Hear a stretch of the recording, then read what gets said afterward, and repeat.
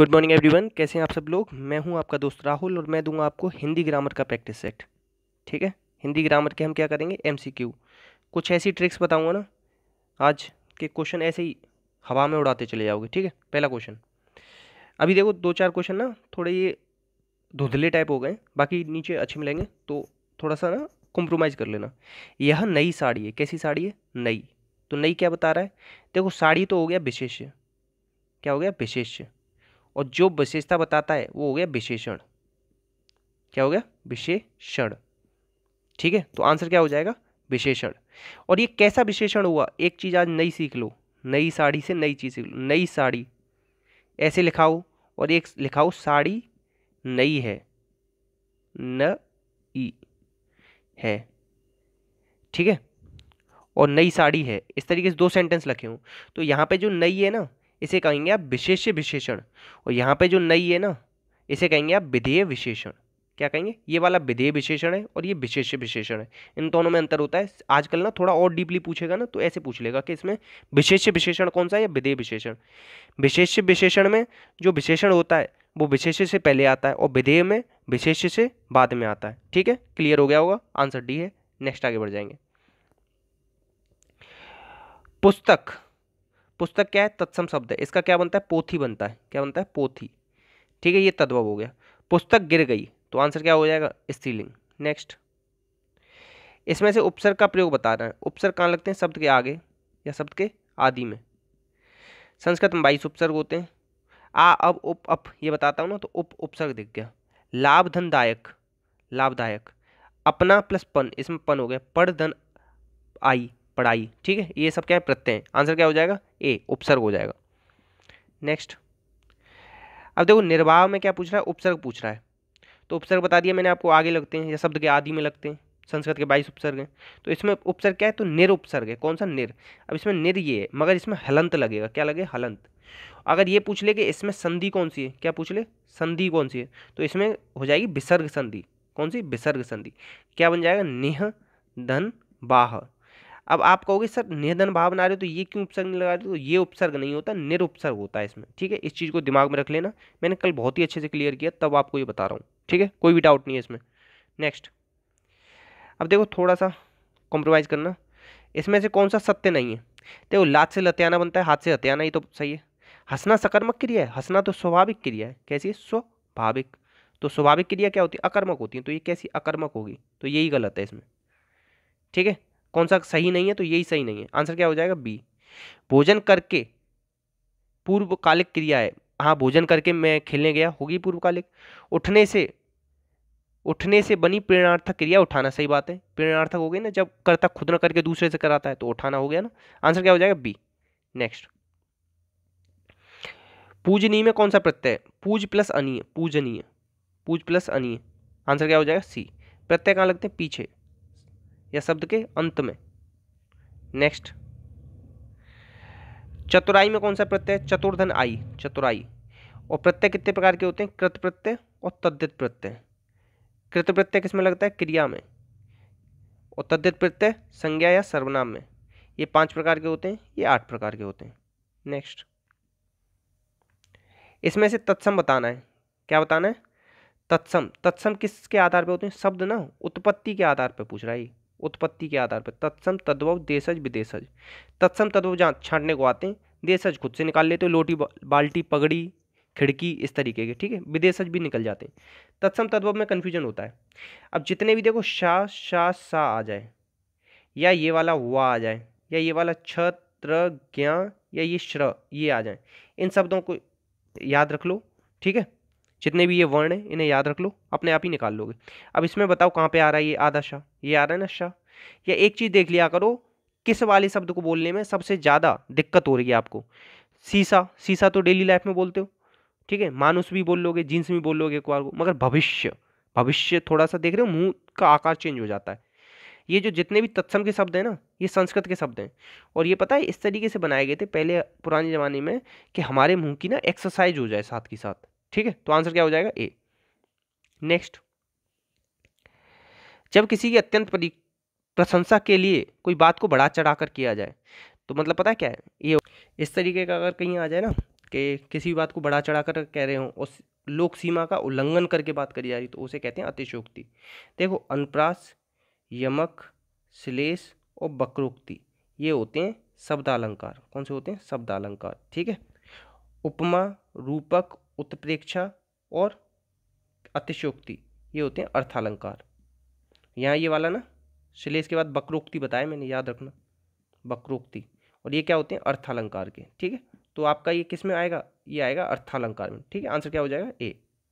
Next, और इसका example है वही हनुमान की पूंछ में लगन पाई आग, लंका सारी जल गई, गए निशाचर भाग। हिरस्व स्वर कौन से होते हैं? हिरस्व स्वर होते हैं जिनको बोलने में एक मात्रा का समय लगे, और इसकी मात्रा को दिखाते हैं इस तरीके से, दो मात्रा वाले को दिखाते हैं इस तरीके से, अ ई उ री, ये 4 हैं। ये भी पूछे जाते हैं हिरस्व स्वर कितने हैं? तो 4। फिर आते हैं दीर्घ स्वर, बड़ा आ, बड़ी ई और बड़ा ऊ। फिर आते हैं हिरस्व, और दीर्घ के अंतर्गत ना आते हैं संयुक्त स्वर, दीर्घ के अंतर्गत ही होते हैं संयुक्त 4, ए आई ओ औ, वो तो पता ही होंगे आपको। ठीक है, आंसर क्या हो जाएगा? ए। नेक्स्ट, अग्नि का पर्यायवाची कौन सा नहीं है? पावक होता है, ध्वनि होता है, अनिल होता है। ठीक है, अग्नि का पर्यायवाची है, रुको, तो अग्नि का पर्यायवाची शब्द कौन सा है? तो पावक हो जाएगा। क्या हो जाएगा? पावक। अनिल किसका होता है? हवा का होता है, याद रखना। अच्छी किसका होता है? आँख का होता है, ये भी याद रखना। और हुताशन भी कहते हैं इसे, हुताशन। ठीक है, और अग्नि को और क्या कहते हैं? दहन कह सकते हो। ठीक है, और अगर आपको याद आ रहे हैं तो आप बताना, आंसर हो जाएगा बी। नेक्स्ट, प्रतिमान में कौन सा समास है? समास का विलोम क्या होता है? व्यास। पदों के आधार पर कितने प्रकार का होता है? 4 प्रकार का। अर्थ के आधार पर 6 प्रकार का। प्रति क्या है इसमें? प्रति है इसमें उपसर्ग या अव्यय कह सकते हो, तो क्या हो जाएगा? अव्ययी भाव समास। पहला पद प्रधान होता है अव्ययी भाव में, या पूर्व पद। तत्पुरुष में दूसरा पद या उत्तर पद प्रधान होता है। इसमें विशेषण विशेष होता है, बहुब्री में अन्य पद प्रधान होता है। ये वाले क्वेश्चन ना बहुत पूछे जाते हैं, कौन सा पद प्रधान होता है। 1 सेकंड में कर दोगे, इतनी बार बताता हूँ। 6 वर्ण किसके अंतर्गत आता है? 6 वर्ण किससे मिलकर बना होता है? क्र प्लस शा से। तो क्या हो जाएगा? ये संयुक्त वर्ण की जगह यहाँ पे और ज़्यादा अच्छा होगा व्यंजन आता, तो क्या आता? व्यंजन। मूल स्वर कितने होते हैं? 4 होते हैं, अ ई उ री। हिरस्व स्वर को मूल स्वर भी कहते हैं। तालव्य वाले कौन से होते हैं? तालव्य होते हैं च, छ, ज, झ, अइया। और इन्हें पता है क्या कहते हैं? तालव्य को स्पर्श संघर्षी भी कहते हैं, ये भी याद रखना। और य, श, ई ये भी इसमें ही आते हैं। ठीक है, याद रखना। घोष कौन से होते हैं आपके? बताओ, घोष कह लो या सघोष कह लो, तो ये होते हैं तीसरे, चौथे, पांचवें, किसी भी वर्ग के। ठीक है, नेक्स्ट, विभत्स रस का स्थायी भाव बताना है, तो रसराज किसे कहते हैं आप? तो रसराज कहते हैं आप, 1 सेकंड, रसराज किसे कहा जाता है? श्रृंगार रस को। श्रृंगार रस का स्थायी भाव क्या होता है? रति। ठीक है, तो विभत्स का क्या हो जाएगा? जुगुप्सा। निर्वेद का क्या होगा? शांत रस का होता है निर्वेद। अद्भुत का होता है विस्मय। ठीक है, और रति तो मैंने बता ही दिया श्रृंगार रस का होता है। श्रृंगार इस तरीके से लिखते हैं, ये लिखना भी सीख लेना। ठीक है, और एक चीज़ याद रखना, सम सान, इस चीज़ को लिखना सीख लेना। इसमें गलती हो जाती है, मेरे से भी हुई है आज, तो मैंने कहा बता दूं आप लोगों को, क्योंकि ना शाहपुर इस वाले ना ये बड़ा बनता है और इस वाले में छोटा बनता है। और देखो बवाल, बवाल आया था आज लिखने को, वो भी थोड़ा सा गड़बड़ हो गया, वाल। ठीक है, याद रखना। और शब, शव इस तरीके से बनता है सब।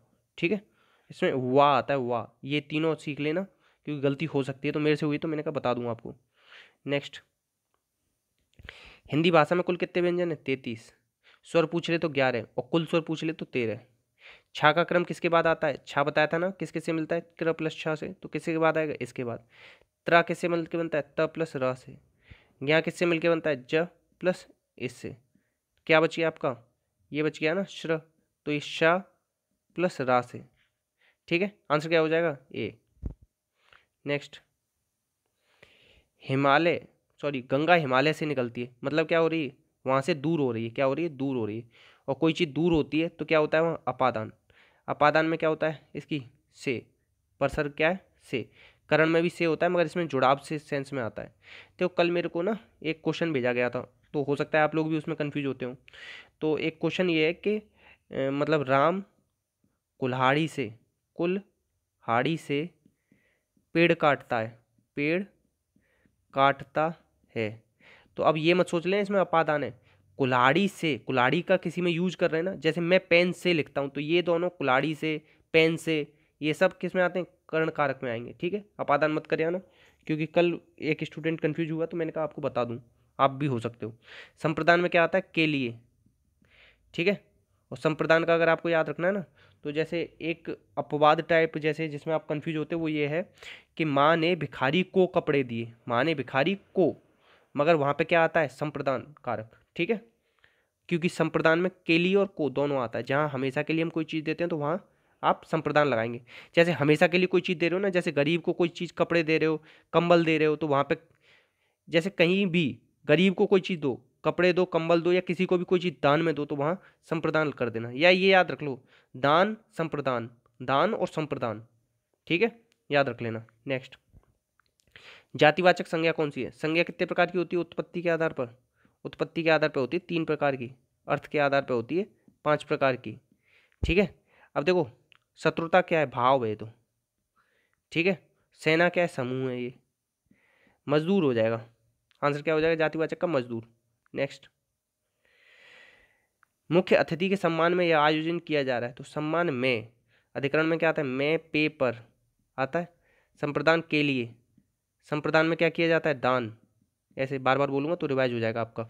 कर्ता ने, कर्म को, तो आंसर क्या हो जाएगा, मैं पेपर, अधिकरण में पेपर। नेक्स्ट, अब देखो क्वेश्चन नंबर 8 जवाब दोगे आप, कई बार बोल दिया ये ऊपर, ये ऊपर में। और ये भी बताना काकी के किस में आता है, ये भी बताना है आपको। तो आपको क्या बताना, काकी के और मैं पेपर किस में आते हैं। नेक्स्ट,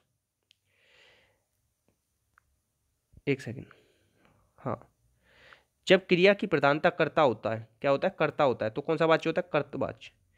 देखो ऐसे बताऊं, जहां भी वाक्य में से द्वारा या के द्वारा आ जाए तो वहां क्या होता है, कर्मवाच्य।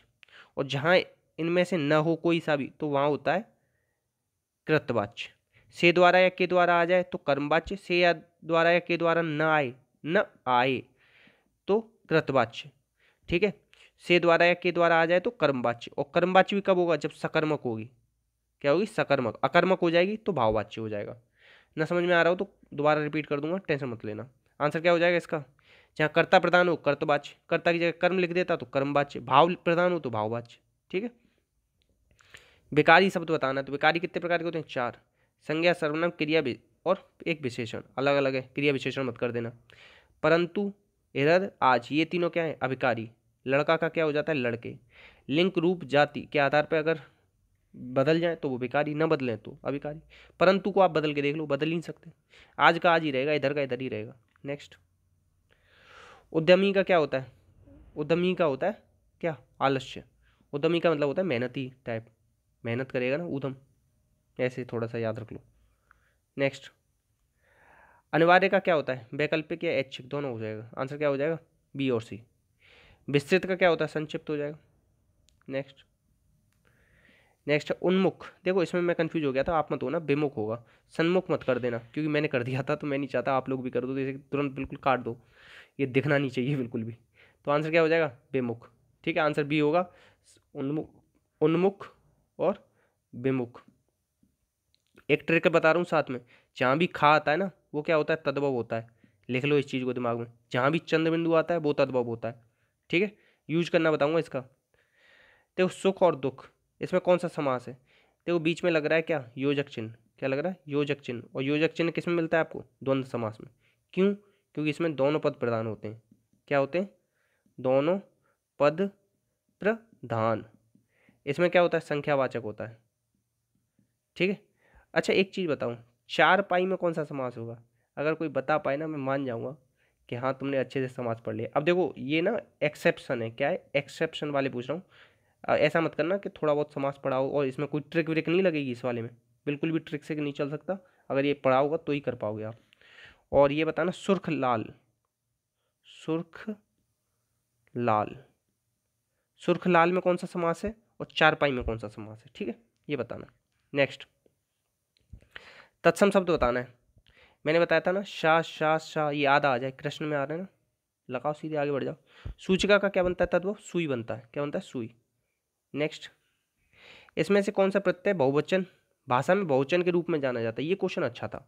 आंसर लगा लेना ओ, और इसे ना स्टार मार्क करके लिख लेना। स्टार मार्क करो इस पर, अभी तुरंत करना है।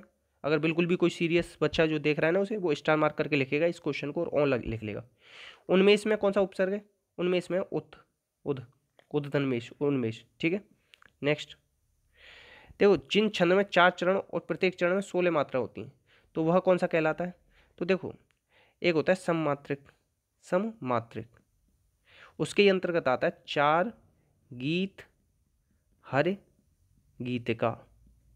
ये ट्रिक याद रख लो, चौपाई रोला गीत हर गीतिका। चौपाई में 16 मात्रा होती हैं, इसमें 24 होती हैं, इसमें 26, इसमें 28, तो आंसर क्या हो जाएगा? 24। दोहे का उल्टा क्या होता है? सोठा। दोहे में 13-11 मात्रा होती हैं, इसमें 11-13 मात्रा होती हैं। ठीक है, और फिर आता है भैरव और उल्लाला, तो वो छोड़ो, भी 12-7 15-13 होती हैं, बताने के लिए याद रख सको तो।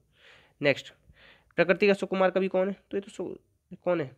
सुमित्रा नंदन पंत है। कौन है? सुमित्रा नंदन पंत। बहुत पूछा जाता है, हद से ज़्यादा रिपीटेड क्वेश्चन है। सुमित्रा नंदन पंत की रचना कौन सी है? ये हैं युगपत, युगांत, बीड़ा, गुंजन, उत्तरा, चिदम्बरा, और इन्हें चिदम्बरा के लिए मिला था ना सम्मान। ठीक है, याद रखना। और सूर्यकांत त्रिपाठी ने डाला तोड़ती पत्थर, भिक्षुक, कुकुरमुत्ता, ये सब किसके हैं? सूर्यकांत त्रिपाठी। माधी वर्मा के कौन से हैं? यामा, नीरजा, गिल्लू। ठीक है, ये सब। जयशंकर प्रसाद के कौन से? जयशंकर प्रसाद के कौन से? इरावती, तितली और कामायनी। कामायनी बहुत इंपॉर्टेंट है, कामायनी याद रख लेना, अच्छा है। नेक्स्ट, अब देखो इसमें तत्सम बताने, क्या बताने? तत्सम। मैंने क्या बताया था? वाह किस में आता है? तत्सम में आता है, और ये वाला वाह तद्भव में आता है। देखो, ये तत्सम, ये तत्सम और ये तत्सम कितने सेकंडों में निकाला है मैंने? अब मैंने बताया था ना, जहाँ पे भी कोई चीज़ द्वादश 12 को कहते हैं ना, तो ये तत्सम। और कौन सा हो जाएगा? ये पूरा तो नहीं होगा, और पोती, पैर, पादोन। अब देखो, इस वाले में थोड़ा सा कन्फ्यूजन हो रहा है, इस वाले को मैं छोड़ दे रहा हूँ। अगर आप में से किसी को आता हो तो बता देना, मगर मेरे हिसाब से मुझे ये लग रहा है, और आप चेक कर लेना। बाकी मैंने आपको 4 बता दी, इसमें बा इसमें है, ये हो जाएगा, इसमें भी हो जाएगा, इसमें भी हो जाएगा, द्वादश में हो जाएगा। और इस वाले में थोड़ा सा कन्फ्यूजन है, आप में से किसी को आता हो तो बताना, यानी तो मेरी तरफ से पादोन होगा। ठीक है, और देख रहे हो कितने आसानी से निकाल लेते हैं तत्सम तत्व। बाकी लोग ना 200 रटा रहे हैं, कह रहे हैं रटो रटो, कहाँ तक रटेगा, पागल हो जाएगा दिमाग, इतने सब्जेक्ट हैं। अच्छा लगा हो, ट्रिक अच्छी लगी हो, शेयर करना। मेरी मेहनत पसंद आ रही हो ना, तो दिल से लाइक कर देना, एक बार दिल से शेयर कर देना, दोस्तों से कह देना कि देखना स्टार्ट कर दें हिंदी। क्योंकि जो एक एक बूंद होती है ना, उससे ही पत्थर चटकना है। एक दिन की मेहनत से नहीं किसी से अब एग्जाम निकलने, या कोई सोच रहा हो ना कि जिस दिन एडमिट कार्ड आएगा तब पढ़ोगे, तो इन चीज़ों से कुछ नहीं होना। अपना ख्याल रखना। जय हिंद, जय भारत।